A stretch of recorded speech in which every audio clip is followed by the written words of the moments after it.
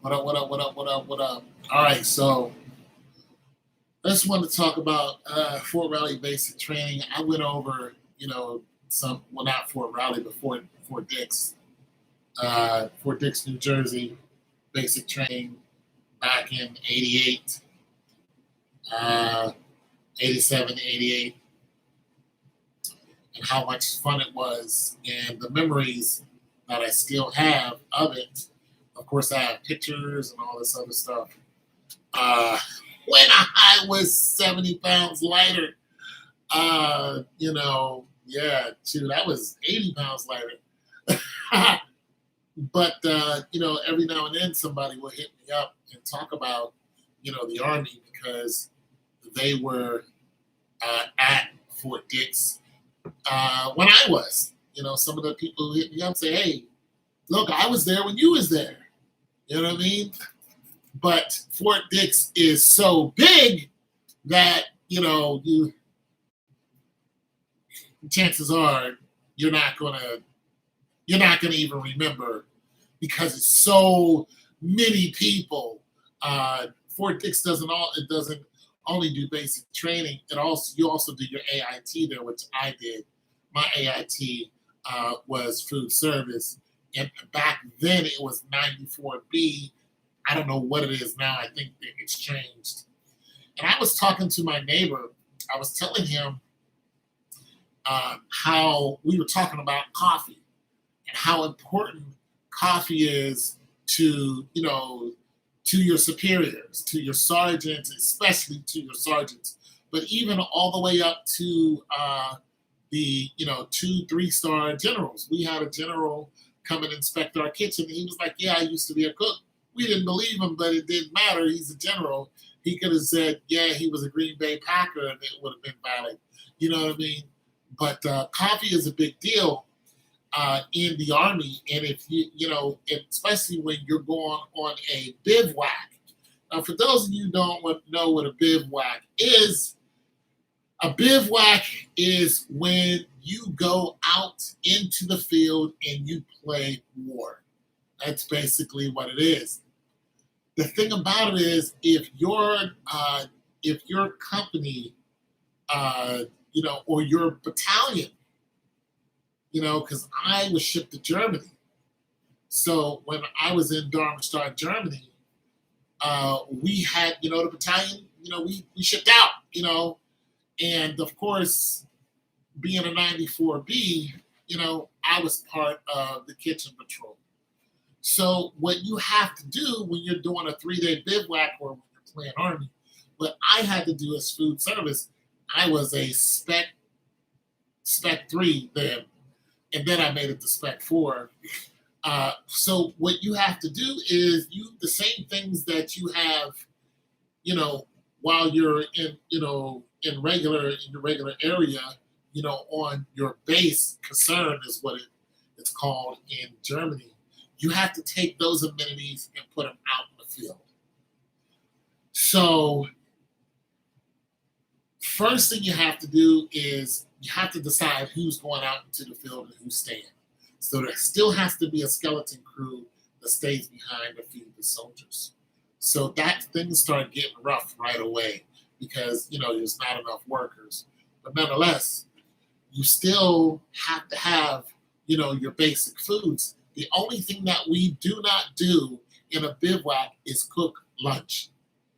We do not cook lunch. Your lunch is an MRE, and that MRE is a ready to eat meal. So that's what you get when you go to the field for lunch. So there is no bologna sandwich. There's none of that. You get an MRE. We just stand there and pass them out. But you always have your drinks, which mostly is coffee. You have your coffee.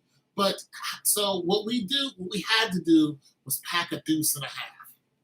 So a deuce and a half or a deuce and a quarter is a 2.5 ton.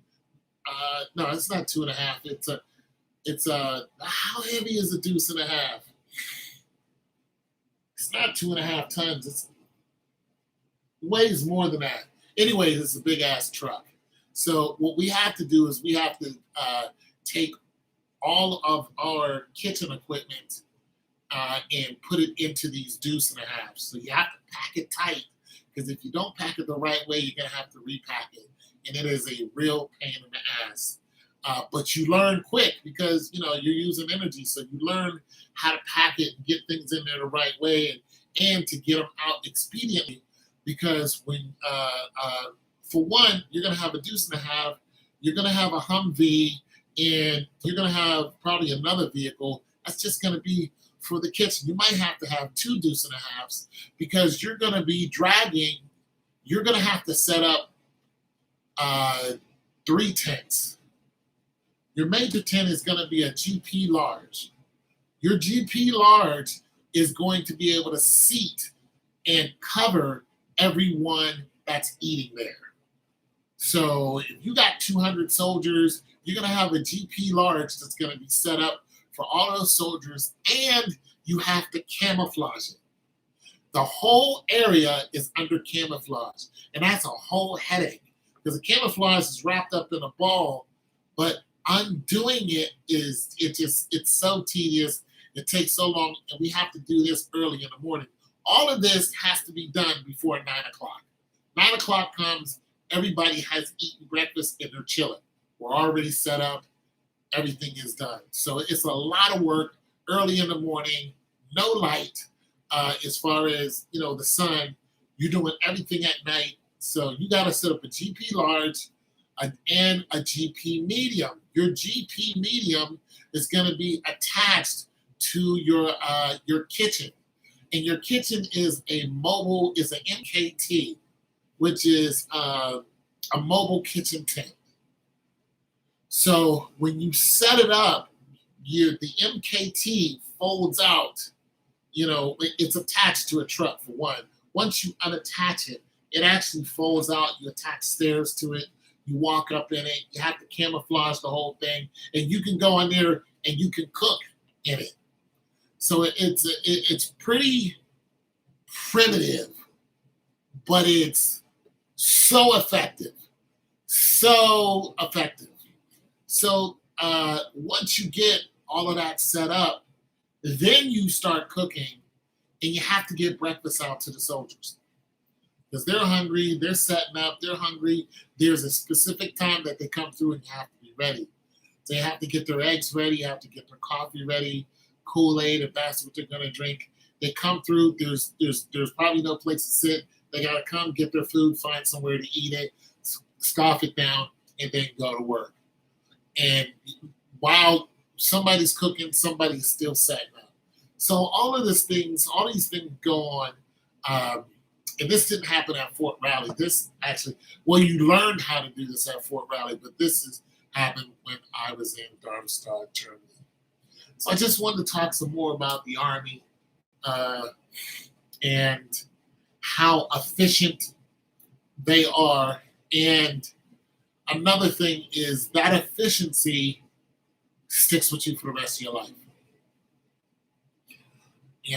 I could probably still pack a deuce and a half. But I apply those same principles, even though my house isn't spectacular, I know where everything is. You know what I mean? Whenever I cook, I still clean as I go. I get a complex of too much stuff is sitting on my counter. So, there's just the military affects you for the rest of your life, regardless of what you do. I don't care if you're cooking. I don't care if you're like a guy I talked to today. He says what he does is he sets up the masks for the pilots. So, when they hit all those G's, the mask, does things for them and make sure they're protected. He was like, I'm just like, I'm like a peon to the pilot. I said, I would never look at your job like that because they're not going to do your job and they need you. Those pilots cannot fly an F-14 Hornet without those masks. You're going to die. You're going to black out. That plane's going to come down. That's going to be it. And we already know because this has happened before. So, he said, I said, everybody has a purpose, especially in the military. You wouldn't be there if there wasn't a reason for you to be there. What up? Was on a deadlift today, man. We missed you. Hey, listen. I had to take a washer up 3 flights of stairs. The first flight, I was gassed, and I had help. All right, so so I had help. I was like, dude, I'm gonna need help. I already knew it. I already knew I needed help. Shoot, so brother, while you was doing that, I was getting them back rows in. Ah, I was getting them back rows in, Hardaway. Hey, where was you at, Hardaway? Where was you at? I was like, Hardaway need to be here on the second flight. Hardaway. Woo! And then I had to take the other one down all 3 flights of stairs by myself. Woo! So I'm still getting it. I'm still getting them back rows in, Hardaway. Huh? No? See? Talk. See all that talking. Woo! Oh, man. You're my dude, man. You're my dude. I'll be thinking about you, too, man. I'll be like, I know this dude went to the gym today, but he don't know. Hey, yesterday, Hardaway, yesterday, homie, I had to pick a washer up. Boom, up, and then load it on my trailer. Yeah, boom. Huh? Ooh. Where was you at, Hardaway? I was like, Hardaway. Let the customer look at me and she's like, oh my God, you gotta put your back out. I was like, lady, you're too late for that. I lifted the whole thing up like, Woo, that used to put me out for a week. Now, I can just do it. I'm used to it now. Oh no, it's not superhuman. I'm just used to it. It's from doing all this, and no. You know what? I wouldn't mind doing the strong. I would lose, but I wouldn't mind doing it. I mean, look, the strongman competitions. I mean, the stuff that they're doing is just nah. But some of the stuff I would try. Shoot, some of the stuff I try, bro. Cause I'm telling you now, I'm already moving that stuff around. Yeah, man, I can pick one of them jokers up now like it's nothing. Like,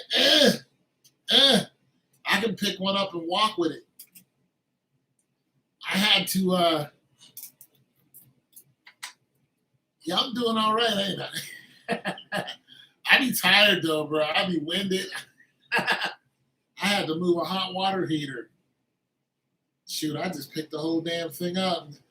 My neighbors was looking at me like I had to take it from my trailer and put it take it from my truck and put it on my trailer. I just carried it, boom, like. And then I had a customer say, yeah, I got a hot water heater if you want it. He said, the thing about it is it's 600 pounds. Jeez. I got up to his place.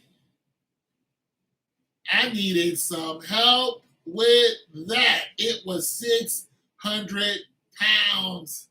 That's what I said. I was like, wait a minute.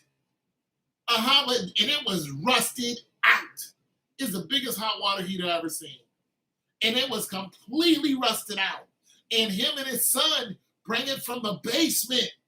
He said, yeah, me and my boy got it from the basement. I was like, how? How did y'all get this up the stairs? It was 600 pounds, B. Oh my God, that thing was heavy. It was heavy. We got it though. We loaded it onto my trailer with some other stuff he had.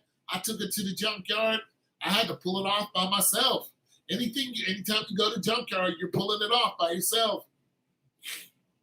She 600 pounds. That's the heaviest thing I've moved.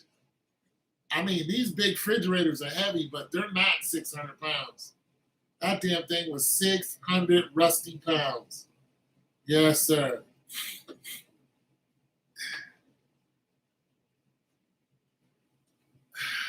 I remember my uncle to have me cut wood.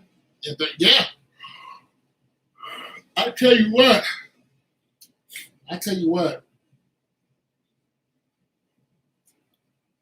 The newer heaters, none of them are like that. They're all smaller, and they're heavy. But like I said, I can pick one of those up and walk with it. You know what I mean? It's just dangerous because of the piping, so you got to make sure you don't get cut. But I can literally, yeah. But none of I mean, they're not built like that no more. They're all small, compacted, and stuff like that. And the thing about it is, I usually don't deal with water heaters, but what they used to do out here, they don't do it anymore because I'm a scavenger. I'm a scavenger, just like some other guys who come through here. They didn't want me to get it because I was scavenging all of their metal that they would leave out, taking it up to the junkyard.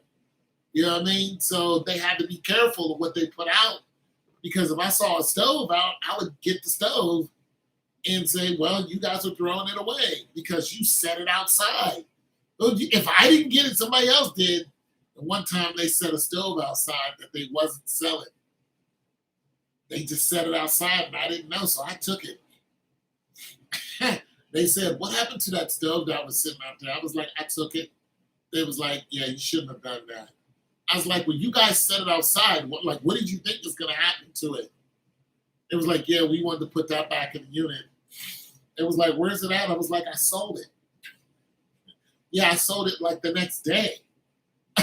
I sold it to an old couple who bought it because it matched the refrigerator that I had. So they bought the fridge and the stove. It's gone. Yeah, they. So they got upset with me about that, but it's their fault. I'm surprised you're not talking about that.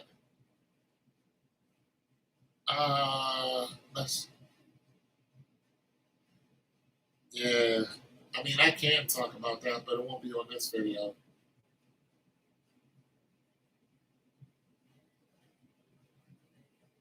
Really? And Mississippi, we already know what it is. We already know what it is.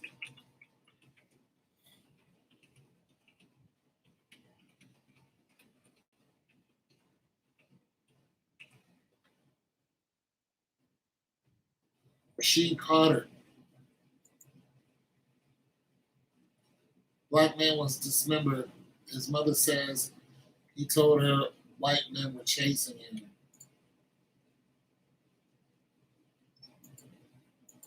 Who's this? Who is this? Mississippi man mysteriously dies. Mysteriously? Was decapitated, lawyer says. Oh, they got Benjamin Crump on it. His disappearance, Rasheed Carter had told his mother, oh, yeah, he was following him and asked the cops for help. She said, this was an evil act. Ben Crump, and there ain't nothing we can do about it.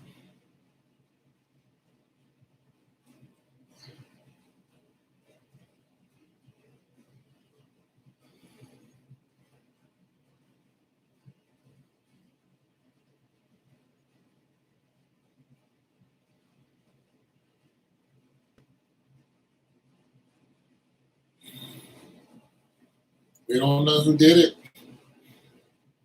And the thing about it is the cops,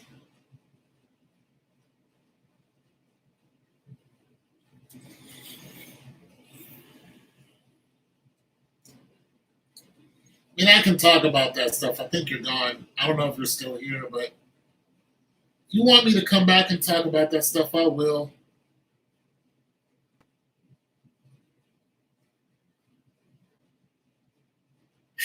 Or the idiot that shot the place up. I'm tired of talking about school shootings.